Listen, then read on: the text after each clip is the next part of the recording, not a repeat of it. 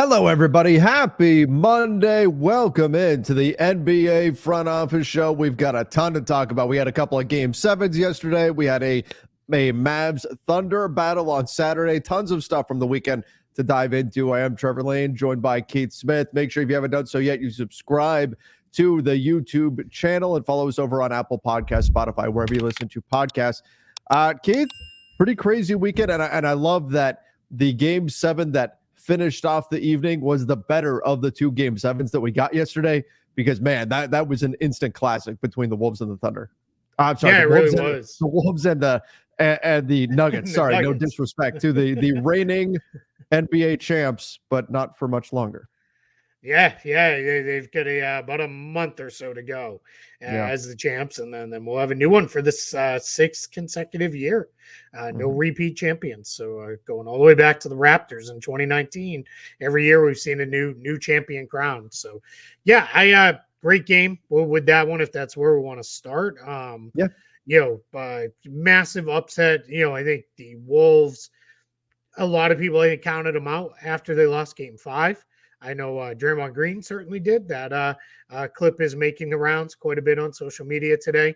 But blowout win in Game 6, and then came back. They were down 20 and came back to take at one point a 10-point lead in the second half, 30-point turnaround, and finished the game out with a victory. Really wasn't even that close in the final minute or so. They'd already more or less wrapped it up. Gobert, Towns, Reed, all three, the three-headed center monster was awesome in this game against Jokic. They bombed both ends of the floor. Those guys were great. Anthony Edwards came alive in the second half.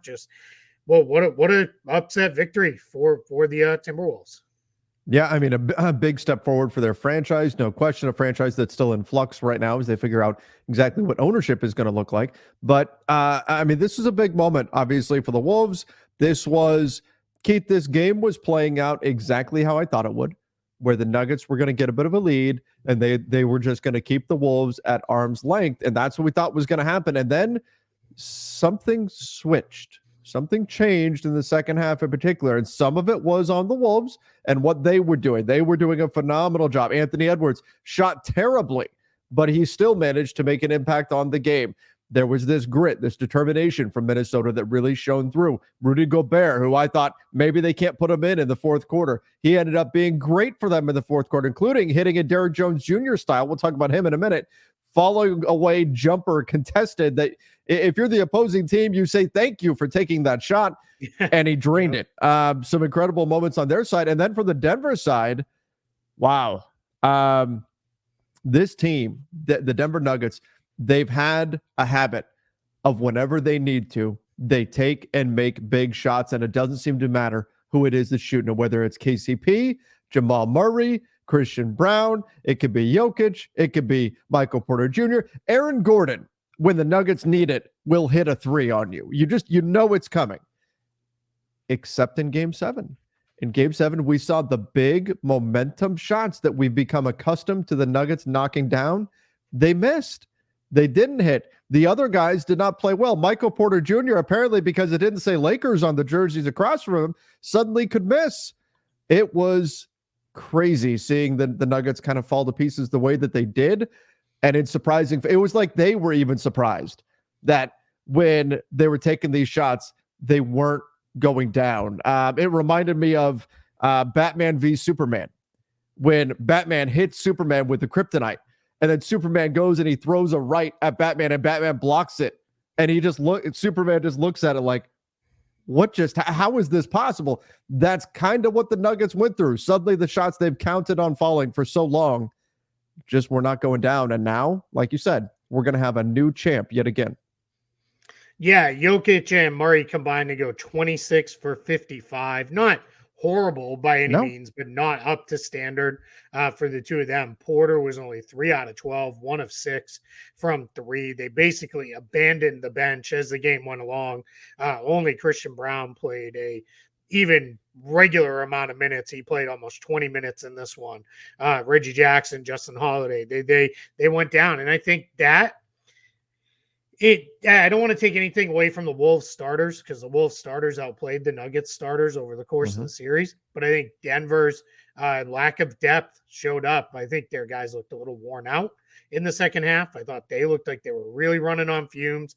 Then you saw just the Wolves having just Reed and Alexander Walker that they could go to and feel really good about having out there basically in any lineup construction against any other guys.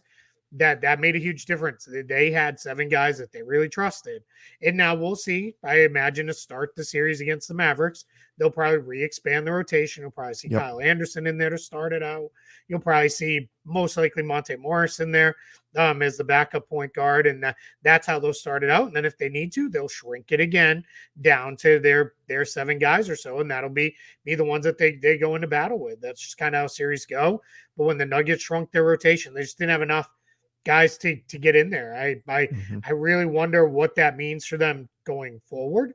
How do they think about building out their team? We'll have plenty of time to talk about that, obviously. But for today, for me, it's all about the Wolves. I mean, they made the Yep. plays when Denver didn't, and congrats to them for moving on. Big major win for them. Is this redemption for the Rudy Gobert trade, which they were? I mean, we crushed them for the Rudy Gobert trade. Everybody was making fun of them for how much they gave up. Is this now the fact that they were able to advance and their three-headed monster at the big positions, rotating between Gobert, Towns, and Naz Reid, that being such a big part of them getting through? Is this enough for them to say, "See, we were right"? Yeah, I think so. I mean, you get a conference finals out of it. If they go to the NBA finals, certainly that was enough. They're now knocking on the door of uncharted territory for themselves as a franchise. They had only advanced past the first round once in franchise history prior to this year, and that was the year they made the NBA Western Conference Finals, rather, behind a team really led by Kevin Garnett, but also Latrell Sprewell, Sam Mhm. Cassell. Like, that's a beloved Wolves team in franchise history, and that team made it to the West Finals. Now they're there again. Second time you've ever won as much as one playoff series, and you advance back. And I would say, I haven't looked at it, but I imagine they've got to be the favorites to win the Western Conference Finals over the Mavericks. I haven't fully given it my full deep dive in on my pick yet. We'll probably do that tomorrow show, just because games don't start until Tuesday. But I wouldn't be surprised if the Wolves are the favorite. It's not going to shock me at all if they do beat the Mavericks and end up in the NBA Finals. Yeah, definitely. I think right now they are the favorite to do that, and we'll talk tomorrow about the Wolves Mavs series. We'll preview that a little bit, but it should be a really good one. It wouldn't shock me at all now if the Wolves are the team that wind up representing the West. Um, since we just mentioned them, let's talk a little bit about the Mavs. They did get past the Thunder. They get by in 6 games as I was expecting. Ended up being a better game than I thought it was going to be. I thought the Mavs would be able to take down the Thunder relatively easily, but the Thunder put up quite a fight. Came down to the end, and the Mavs were just able to make the plays that they needed to. This is where, despite all of the rhetoric, all the bravado that everybody else is saying we're too young, but we're not. This is where they were probably just a little bit too young. Now, this team, we always go back to that. What was it, 2012 OKC team that everybody thought, okay, they'll be back, and there's never any guarantee that you're really going to be back because that team never got back to the finals after losing that year. But this team, I think this team needed this kind of learning experience. I think that this was, given how deep the West is, getting back to this point is not going to be easy for anybody, but this is very much a team on the rise. And this is a team that is going to be a really interesting one to watch this offseason. So by no means do I think we've heard the last of the Oklahoma City Thunder. Nothing is guaranteed. But I was really impressed in this game with the Mavs defense in particular. Their intensity on that end of the floor. People talk a lot about the Wolves defense and how good it is. It absolutely is. But the Mavs defense, I think, deserves some credit as well. And it's going to be a major factor for them in the next series. Yeah, I think in some ways the Wolves are an easier matchup from the standpoint of they are it's they're just a different, more methodical offense, I guess is the best way to put it. A little bit more predictable of an offense. Now, we say it all the time. Sometimes teams hit a point where you can know exactly what they're going to run, and if they execute it well, it doesn't matter. And I think that's where we are kind of headed with this team here. I think we're in a spot where we may see Dallas have some good defensive performances, and the Wolves just execute enough to hit shots. And they do have some tough shot makers for sure. Mhm. Definitely Anthony Edwards is high on that list. To go back though to Mavericks Thunder, with you, I thought Kyrie Irving was really good throughout the course of the series. I thought he did a good job of kind of giving Dallas whatever it was they needed. They needed playmaking. He was a playmaker. If they needed scoring, he did some scoring. Obviously, PJ Washington was arguably their MVP of the series in a lot of ways because he was excellent throughout the course, including making those big free throws. And before anybody complains, Shai Gilgeous-Alexander said it himself. It was a foul. He said he did foul him. So I get fully why they challenged it. I do understand it. It was close, and it is the way the NBA rules those things. Is had he knocked the ball free, they would have called the contact to the arm incidental after. Ball didn't get knocked free, so he's still shooting, and you hit him on the elbow, and you fouled him. So that's where that is. But yeah, I think all around, the Thunder should be happy with the way this year went. It is.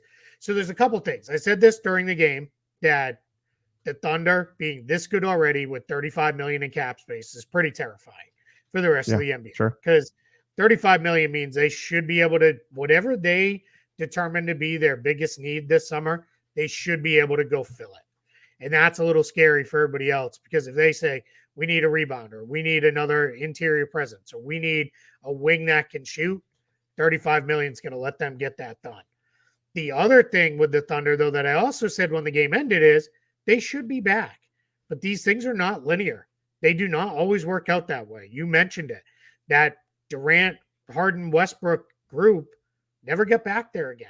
They were never at that level again as a trio, certainly. And then Durant and Westbrook had a couple nice playoff runs, but never got back to the finals. And we were all back then. I know some people were probably pretty young that are watching and listening, but we're all like, man, this team is set up for the next decade to run the NBA and they're going to dominate. And it just never quite happened. So there's no guarantee. And both things can be true. It can be really scary for the league, but there's not a guarantee it'll come back. Injuries happen. Guys get unhappy. Guys decide, I need a bigger role. I want more shots. I want the ball. And then the reality is you can't pay everybody. And then that starts to cause issues with building your roster. But I think this Thunder team is better set up for success than a lot of their teams. And I do think they'll be back and back in a big, big way. Yeah, I agree. I think that the Thunder are going to be back. I think they're going to be a problem for years to come in the Western Conference, but this was a learning step for them. I think that is sometimes necessary in the growth of a team, and we've seen that historically. All right, let's jump over to the other Game 7 that we saw yesterday, and that was the Pacers advancing. Now, a lot of people will turn to Jalen Brunson, the broken hand. That was obviously terrible, and effectively that ended the game. But the Pacers up to that point were also winning the game and winning pretty handily. They shot an insane percentage from the field. I believe it was a playoff record in terms of their field goal percentage. 67. Yeah, I mean, that you're going to win a game if you shoot 67%. So I think whether or not Jalen Brunson was available, the Pacers were going to win that game. Brunson's injury just cemented it. It was the nail in the coffin for a Knicks team. I mean, OG Anunoby, give him credit. He tried, but he could not move. He played, 5 minutes? Couldn't move. They had to pull him. Ultimately, I think the injuries just caught up to the Knicks, and that was their undoing. And it's unfortunate, but it's also just the way things go in the postseason in the NBA. The Knicks had some really, really terrible injury luck, and that knocked them out. But it's not like the Pacers just fell backwards into this Game 7 win. They shot the hell out of the ball, and I don't think the Knicks were going to beat them regardless of who was healthy when the Pacers are shooting that well. Yeah, that's exactly it. I think it's the coping mechanism and is to go to the injuries, and they certainly had an impact, I think, on the series as a whole. But in Game 7, it was, by the time Brunson was hurt, this thing was basically over. The Knicks made a little run, but that's the difference when you get up by so many, as the Pacers did. You can allow a team to make a run, and then you control it with taking a timeout, resetting a little bit, go get a bucket yourself. Then the next thing you know is the really teams, we see it all the time. They make a run because everybody makes a run. They'll cut a 20-point lead to 10 or a 30-point lead down to 15 or 10. But then it's, do you have enough left in the tank to get over the hump and get it all the way there? And the Knicks were running on fumes. I was thinking of, were you a Seinfeld guy? Did you watch Seinfeld? I was a sporadic watcher of Did it, you ever like see not the a. one? Oh, go ahead. Oh, I was just gonna say I wasn't like I watched all of them or anything like that. It's not something that I watch today much. There's one when Kramer goes out and test drives a car, and he's got the dealers in the car with him, and the car's like, because they don't keep a lot of gas in those cars. Oh yeah, and it's on E. And he's like, let's see how far we can go. And like that's like one of the running storylines throughout is like it's like been on E for like an hour and they're just still driving. He's like, we're going for as long as we can. And I'm like, that's where it felt like the Knicks were. They were on E and they were just we're waiting for it to finally run out and pull over to the side of the road and be done. And the Brunson injury, I think that was kind of the final little bit there, and that did it in. So I put my big thing is if you're going to say all that, that just takes it away from the Pacers. The Pacers won. They went out and won the game. They went out and really, took it to the Knicks. I thought Halliburton was as aggressive hunting his shot as I've seen him in these playoffs. He looked excellent in this game. There, Pascal Siakam was at points almost unguardable. You mentioned Anunoby. Love that he tried, but they made the right decision to get him off the floor. I've never really seen anybody run more awkwardly in my life. Like you could tell he couldn't really run. It was like this like kind of hopping, loping, like half jog thing that he was doing out there. And they just ran out of guys. Like they just ran out of bodies at the end and didn't have enough left. And the Pacers were too good for that. If you weren't going to match them and outscore them, 135 to 130, you were going to lose. And that's ultimately how it went down. So there we are. Our final four is Wolves, Mavericks, and the Pacers against my Celtics that have been sitting for a week by the time they play again and bought themselves another couple days for Kristaps Porzingis. Reports are he will not play in games 1 and 2, but they do expect him later in the series. So my guess is they're probably going to take it a little bit of, hey, if we can win the first couple, maybe we don't need him to play game 3 either. Let's just see where it is. I do think they would like to get him back out there because I've seen some people say just sit him till the finals. Well, one, it's not a guarantee you're going to the finals. And two, if he's ready to go, you put him out there and let him play at least a little, knock the rust off. So he's not stepping out there trying to knock the rust off from being out for a month by the time it's game 1 of the finals. I mean, if the Pacers were to win this, it would be one of the biggest upsets for sure in recent memory and in playoff history. But yeah, you don't want a rusty player going into the finals. That's certainly an issue, and that's something that's really the only downside to what's gone on in the Eastern Conference with the Celtics having, no opposition. That's the downside for Boston is they've been sitting for a while, and so you do get a little bit rusty as opposed to whoever comes out of the West has been having to grind and fight every single series. And that's not going to be the case, obviously, coming out of the Eastern Conference. So that's the only downside, but otherwise they should be well rested. I don't think, and we'll get into the series tomorrow, but I don't think the Eastern Conference Finals is going to be much of a thing either.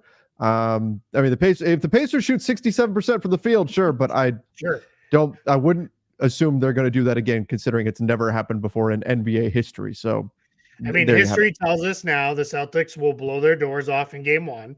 The Pacers will shoot absolute ridiculous lights out in game 2 and win. Everyone will panic and we'll have to, what's wrong with the Celtics? This is why they'll never win. They're never going back to the finals because they don't have killer instinct and all the stuff. And then they'll win 3 straight by double figures and they'll land in the finals. Like that's where we've been the first 2 rounds. I have no reason to believe maybe it won't go differently in the 3rd round, but we'll get more into it tomorrow, like you said, but there are things the Pacers can do to make this an extremely competitive series. And I am full disclosure. I will pick the Celtics. I will probably pick them in a relatively short series, but I don't know that it's a just show up, roll the ball out, and it's a victory type thing. Like some are making it out to be. I think it's going to be more challenging than that. Yeah. We'll see. We'll see how it looks ultimately. But again, we'll preview that whole series tomorrow. Let's get into this. We've got a number of news topics to talk about. Let's go here. We spent so much time on. We've got a bunch of Cavs things, but I think it was our last show. We spent like half the show on the Cavs. So let's start here. The Pelicans, and I guess this is Cavs adjacent, but the Pelicans are in the mix for Donovan Mitchell. But I really want to look at the Pelican side of this. This is when we talk about Brandon Ingram potentially being on the trade market. This is what I envision for the Pels. A lot of people are saying, oh, could they flip Brandon Ingram and get this draft capital or get these two guys or whatever? No, I think what they're going to do is they're going to take BI and they're going to add something to him. Maybe it's future draft capital or whatever. And they're going to go after a star. I think that's going to be their plan with Brandon Ingram on the trade market. So Pelicans in the mix for Donovan Mitchell. Doesn't surprise me at all. If Mitchell's even on the trade market, we'll see. He may not be. But if he is, the Pelicans, I think their main lure will be Brandon Ingram. And then they're going to plus that up with draft capital, things like that, and try to add that piece to Zion Williamson and kind of remake the team a bit on the fly. Yeah, and the Pelicans don't have like the overwhelming amount of draft picks left like some other teams do, but they do have all of their own. They do have a pick from the Lakers. We kind of think are all settling into 2025. That's probably going to be next year in 2025. They have a swap with the Bucks, and then they have a Bucks pick in 2027. Yeah, 2027. So that plus their own. Yeah, if you said, all right, hey, we'll trade Ingram and two of those picks for Mitchell, that could be enough. There's a world where I think that's a very workable trade construction because I think Ingram fills a need for the Cavs, especially if obviously both players would need re-signed following the season. But yeah, I think he fills a real need for the Cavaliers as a big wing. You still would have Max Strus. You probably still have Isaac Okoro in the mix. You put one of those guys around with Darius Garland in the backcourt, Ingram in the front court, and off you go. And I think that's a pretty good setup. And then when you get to Mitchell, I kind of like that for the Pelicans in a lot of ways because Herb Jones can easily move to the three. That's probably his more natural position anyway. You have CJ McCollum, you have Donovan Mitchell. You still need a big because who knows what's going to happen with Valanciunas. The big question, I think, before the Pelicans could even do this, though, is they'd have to have some understanding of Mitchell will sign here long term if that's the way it's going to go. But I think the bigger story out of this is whether it's Donovan Mitchell or not, I think the Pelicans are going to be in the mix for various stars, likely using Ingram as the avenue salary matching wise to get there. Now it'll be Ingram probably plus stuff, but you can see that happening because I actually just finished their offseason preview. It'll go up probably by the time people hear this or see this. It'll probably be up on Spot Track. But that's one of the big focuses is what do you do with Ingram and why I think it's personally time to probably think about trading him for them because they've also got Troy. I keep calling him Trey Murphy. Right. In Troy Murphy that's a blast from the past there. Yeah, that's probably not as good to have here in 2024. But they have Trey Murphy, who's ready to step in, and I think ready to step in and give them most of what Ingram did, if similar production, if in different ways, to kind of get there. And I just think it's time for them to start thinking about things a little bit differently. So yeah, this will be fun to watch. It's like you said, it's Cavs adjacent because a lot of stuff is Cavs adjacent right now. But it's going to be fun to watch the Pelicans build this thing out and see where they go now moving forward. It's tough when Brandon Ingram is one of your top two and Zion Williamson is the other guy because both of them don't play a lot of games. Both of them spend a lot of time. That's a big part of why I said it's time to move on from Ingram. It's time. Yep. All right. Speaking of teams, though, you can't have two stars that at best are going to play 70 games. Right. And who knows how much that's going to overlap and everything. They're not going to be the only team out there looking for a star, though. The Knicks also looking to trade for a star. The Knicks do feel like they're one piece away. And you can say, well, Julius Randle was, like 50 guys were out for the Knicks at this point. But but you were missing Julius Randle. But it's still, even if Julius Randle's available, it feels like they're one piece away from really being a threat in the Eastern Conference. And I think there were a threat, like a low-level threat from jumping up to being like, hey, this team is now legit. I think they're one piece away. So I am not surprised that they're looking to trade for a star. What do they do to get there, though? What are they using? What contracts are they using in order to go get that star? And then what assets do they have to put into a deal? Yeah, so let's assume Brunson's not going anywhere, right? We'll say Hart, DiVincenzo, let's say those guys are all sticking around. We have Julius Randle. There's $30.3 million. That's the bulk of what you need.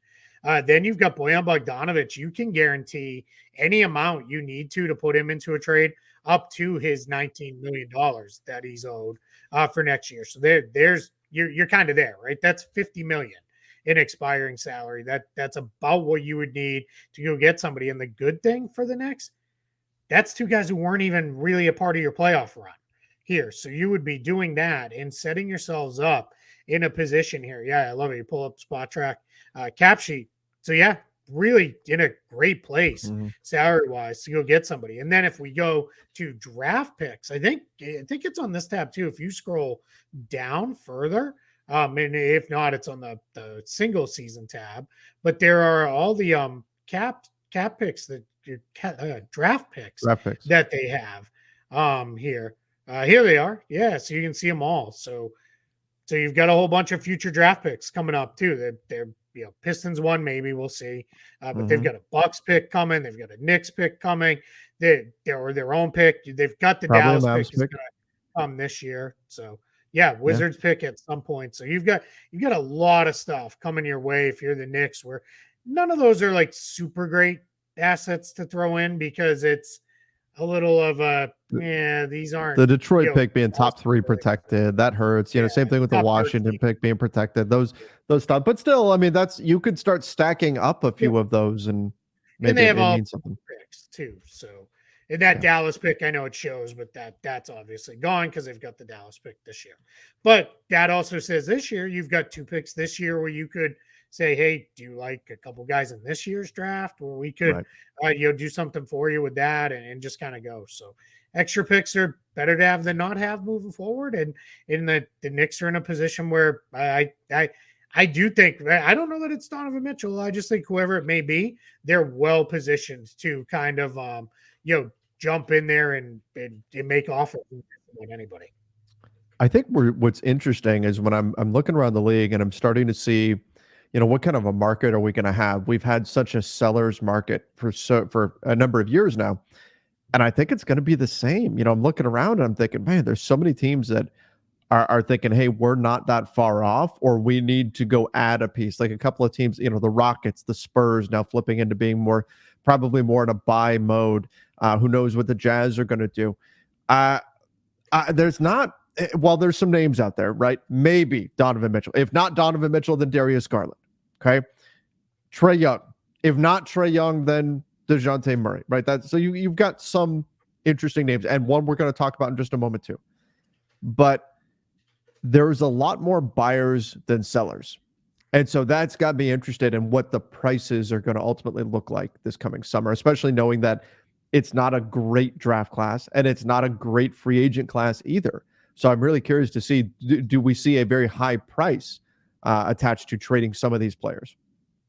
That's where I also think you can see some of what I like to call like rebalancing trades, which would be an example of like Ingram for Mitchell, because that just rebalances both teams a little bit in a slightly different way. So I think that's the possibility to come up as well. But yeah, you're absolutely right. I mean, this is going to be we've said it before, but this is like really summer of the trade, because if teams want to improve, it's the only way. There's just not the free agents to go get that way, and it's not that kind of draft. So it's going to have to be via trade. And I think we're going to see a lot of really interesting trades where what will be really fun is as they go down, we're going to be really like, all right, what are we left with on the backside? Yeah. And I think there's going to be a few, like the Pelicans, to go back to them as an example, or even the Knicks, where you could make one trade, then it's like, all right, but there's something else coming because now you're too heavy at X position or whatever it may be.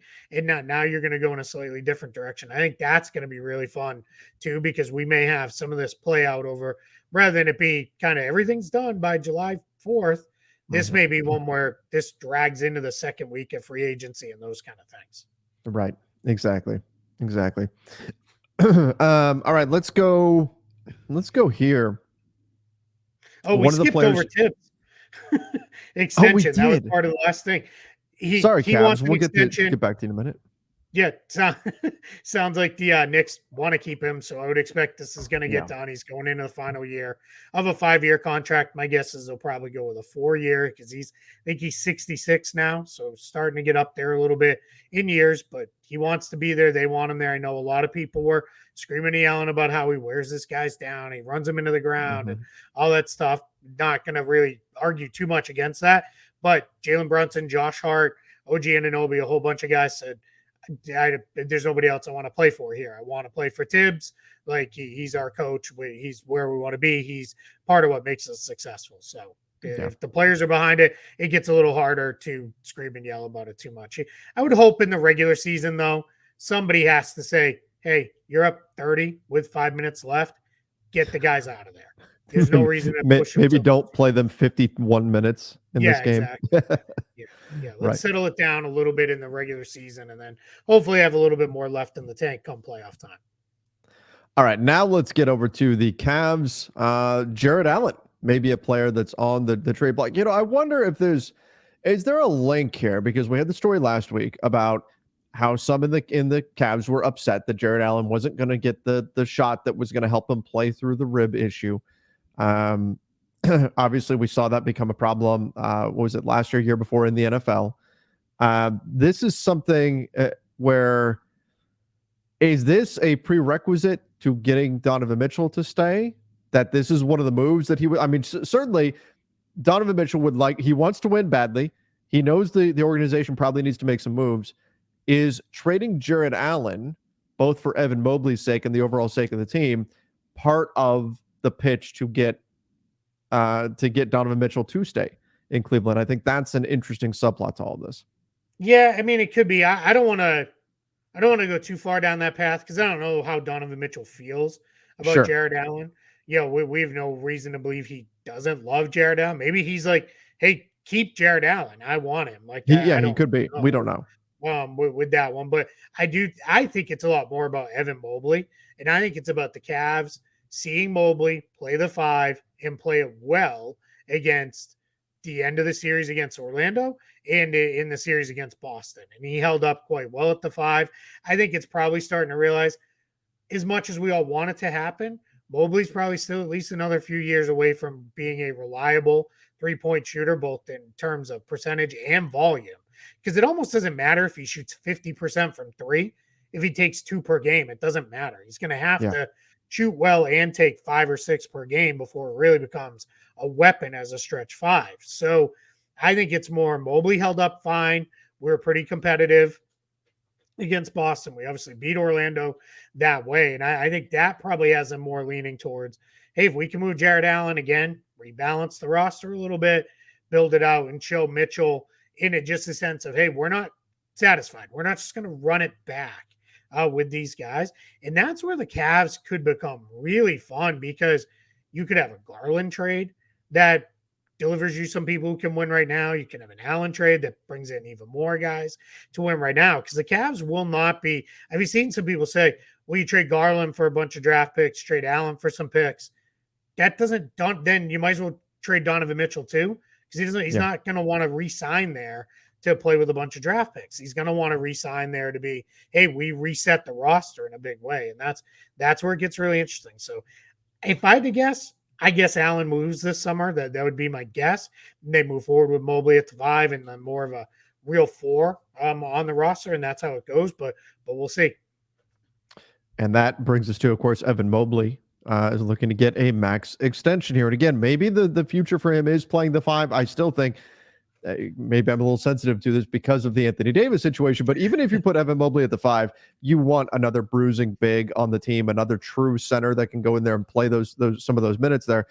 Maybe it just doesn't need to be somebody that you're spending $20 million on, like with Jarrett Allen. If Evan Mobley's best position is indeed at the 5, if that is where you are going to use him most of the time. So I understand that. Evan Mobley getting a max extension, he didn't really make the leap that we hope, but this is where not all maxes are created equal, and it kind of, it makes sense even if he's not that kind of top tier star at this point. Yeah, these first max extensions off the rookie scale are still very much based on what a player could be versus the second max extension when a guy's up for it, you're basing that a lot more on what a player is. And then sometimes if they get all the way to the third max, sometimes that is what the player is and what the player was, because now we're deeper into a career and sometimes you're paying for past performance at that point. But I think in this case, if you're the Cavs, I would give them a max. I'm a little bit stepping on a piece I'm writing for Spot Track about rookie scale extensions, but I would give him the max. What I would not do is I probably wouldn't give him the designated player language, because I have no reason to believe he's going to win Defensive Player of the Year or make All NBA. He's not going to win MVP. I feel very confident in saying that, but I would just say, no, now maybe you throw it to him just as all right, hey, we'll throw that as a carrot out there and really try to push performance forward. But yeah, I'd give him the 25% max without a lot of concern and move forward and figure out the rest of it as we go. Yeah. Yeah. And that's what I expect to happen there. So change coming to Cleveland. We know that. Keith, for all the talk, I think that ultimately Donovan Mitchell is going to wind up staying in Cleveland. I think that's probably where we're going to wind, which means I think the big moves for the Cavs over the summer are Darius Garland and Jarrett Allen are on the move. Yep. And then we'll see what they look like. Shocking to all, we are on the same page. It's more exciting if Donovan Mitchell is traded, right? Because there's going to be a whirlwind of trade offers. There's going to be 28, maybe 29, depending on how Utah feels about Donovan Mitchell at this point. We'll be calling the Cavs, trying to get a deal together if Donovan Mitchell is made available. But I still have a feeling he winds up sticking in Cleveland, and that's the way this goes. Speaking of bigs who are available, we talked a little bit about Jarrett Allen. The Hawks expected to make Clint Capella available. Now, Clint Capella, I think, has taken a bit of a step back. I don't think he's quite as impactful as he used to be, but he's on an expiring contract. And so that makes this interesting. We know the Hawks may be in a position where they want to clear some salary. It'll be interesting to see how the Hawks navigate this. In addition to, do you trade DeJounte Murray? Do you trade Trae Young? What does the rest of the roster look like? All of that. But Clint Capella being available, this is kind of a duh. Yeah, of course he's available. They that not only they have the number one pick, but Clint Capella, they've got Onyeka Okongwu, who is waiting in the wings, ready to take over that center spot. I would be shocked if Clint Capella was not available on the trade market. And they may draft Alex Sarr, number 1 overall, who's another big. And ultimately, I think will probably be a 5 in the NBA. Maybe he starts out as a 4. But yeah, I mean, Capella, he's one of only 3 players. I was trying to find it. I couldn't find it. I get distracted because the all rookie teams just came out. So we'll talk about that briefly before we wrap the show. But the big thing with Capella is expiring contract. Well, what I was trying to make, one of only three players to have the last 7 seasons average a double-double. So that's something. I mean, that's impressive, right? And he still gets you a block and a half per game too. Sure. So, solid production. That in contract's not ridiculous. He's $20-something million, so pretty easily movable contract there. I think it's just time for Atlanta as they really start this reset. I think you're going to see a Hawks team that comes back younger at some spots and with some long-term salary, whether it's locked in long-term salary or salary questions, which Capella is a question because he's on an expiring, moved off the books, and they're just in a better overall place. That is my guess. That is my belief going into this offseason, but we'll see. We did get the all rookie teams that are out. Do you want to run through those real quick? Yeah, sure. So first team, no real surprises here, I don't think. Chet Holmgren, Victor Wembanyama were both unanimous first team. People keep seeing this, and I'll just say this because it keeps coming up in the award voting. Somebody didn't turn in a ballot. There was only 99 ballots turned in for all of the awards this year. So because people have been like, who left so-and-so off their ballot? Like, there was only 99. So those 2 guys were both unanimous. Brandon Miller got 98 votes, 97 for first team, 1 for second team. Somebody didn't vote for him. I don't know. We didn't put Brandon Miller on there. That seems a little crazy. Jaime Jaquez Jr. was also the fourth guy on the first team. And then Brandon Pajemski was the fifth player on the all-rookie first team. So Chet Holmgren, Victor Wembanyama, Brandon Miller, Jaime Jaquez Jr., Brandon Pajemski. Then if we go to the second team, Derek Lively the second, Amin Thompson, Keontae George, Cason Wallace. And then this one's kind of fun. Gigi Jackson gets the last spot. Gigi Jackson, who spent most of the year on a two-way contract, grabs the last all-rookie spot. So he was great. Yeah, he was really solid. And for a guy who started out on a two-way, now Memphis has him on a pretty nice contract moving forward. That is, I'm going to guess he's the first ever two-way guy to get an all-rookie spot, but there we are. There we are going forward. So kind of fun. A lot of good players in that mix. All rookies, especially once you get into that second team, it's always a little weird. Boy, Derek Lively sure was fantastic in Game 7 or in Game 6 for the Mavs. His rebounding was critical. He was phenomenal. Yeah, huge part of why they won. Yeah, boy, it was like 20-2 in second chance points or something like that. And I don't know if he created all 20, but he had his hand in. I'm gonna guess close to all of them. I don't know. It was pretty close. That's something that we'll talk about when we break down the series tomorrow. The Mavs went through the series with the Thunder being kind of the bigger, stronger team. And now that's going to flip when they take on the Wolves. So that'll be an interesting dynamic for them to navigate. All right, last thing we've got. James Jones says the Suns aren't going to break up their big three.